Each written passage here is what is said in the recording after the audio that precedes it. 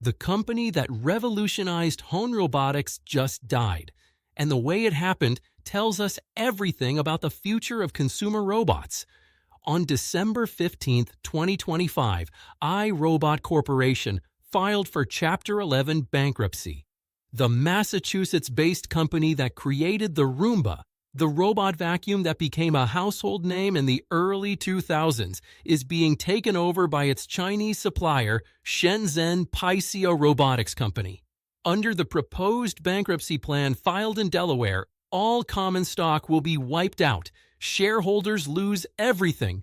A company founded in 1990 by engineers from MIT, a company that sold more than 50 million Roombas worldwide, is now being absorbed by Chinese manufacturing. This isn't a sudden collapse. The warning signs were clear. In Q3 2025, iRobot reported revenue of $145.8 million. That's down 24.6% from the same period in 2024. The quarter before that, revenue was down 23.3% year over year. The Roomba changed everything when it launched. It made robots accessible. It made them practical. For the first time, average consumers had a working robot in their homes doing actual useful tasks. iRobot didn't just create a product, they created a category. But here's what killed them: competition, specifically Chinese competition. Companies like Roborock, Ecovacs, and dozens of others flooded the market with robot vacuums that matched Roomba's capabilities at half the price or less. They innovated faster, added LiDAR navigation, mopping functions, self-emptying bases, all while keeping prices lower. iRobot couldn't keep up. They tried. They released new models. They added features. But their cost structure, built around American engineering and premium pricing, couldn't compete with Chinese manufacturing efficiency and aggressive pricing. There's a broader pattern here. Amazon acquired iRobot in 2022 for $1.7 billion. But regulators blocked the deal in 2024 over antitrust concerns. That failed acquisition left iRobot without the capital injection they desperately needed, and without the distribution power Amazon could provide. So now, the company that pioneered consumer robotics is being taken over by the Chinese supplier that was making their components.